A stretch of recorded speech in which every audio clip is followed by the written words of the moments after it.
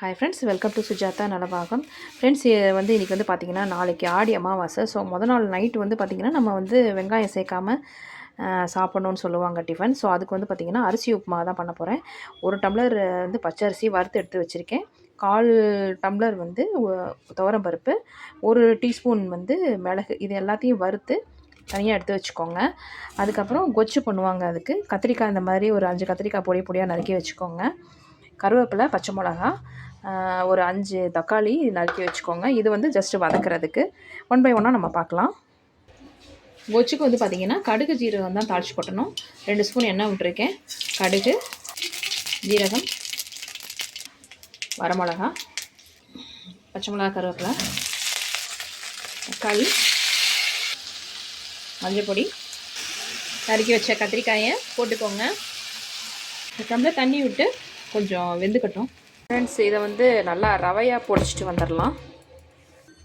இது பார்த்திங்களா, இந்த மாதிரி நல்லா கோர்ஸாக பொடி பண்ணிக்கோங்க. பாருங்கள், நல்லா வெந்தெடுத்து தக்காளி, கத்திரிக்காய் எல்லாமே வெந்தெடுத்து. இப்போ வந்து புளி ஊற வச்சுருந்தேன், ஒரு சின்ன நெல்லிக்காய் சைஸ் புளி. அதை வந்து நல்லா கரைச்சி இதில் விட்டுருங்க. 1 ஸ்பூன் குழம்பு மிளகாப்பொடி, இந்த டிஷ்ஷுக்கு தேவையான உப்பு.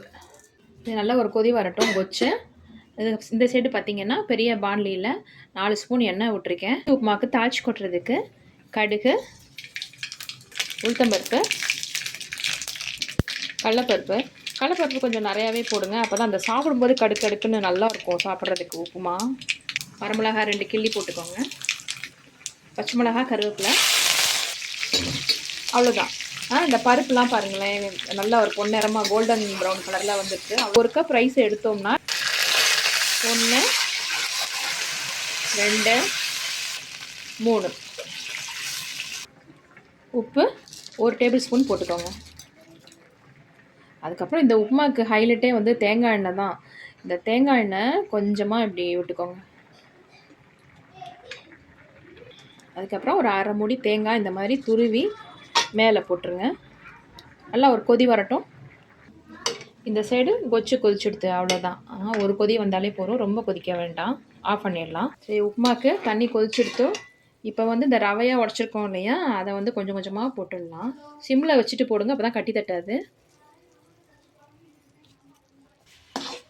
சூடாக இருக்கும்போது இந்த மாதிரி இருக்கும். அப்புறம் சூடு ஆற ஆற நல்லா கெட்டியாயிடும். ஸோ இதே டைப்பில் இதே மெஷர்மெண்ட்டில் நீங்கள் பண்ணி பாருங்கள், ரொம்ப நல்லா இருக்கும். இந்த மெயினாக என்னோட சேனலை சப்ஸ்கிரைப் பண்ணிக்கோங்க. அடுத்து ஒரு நல்ல ரெசிபியில் பார்க்கலாம்.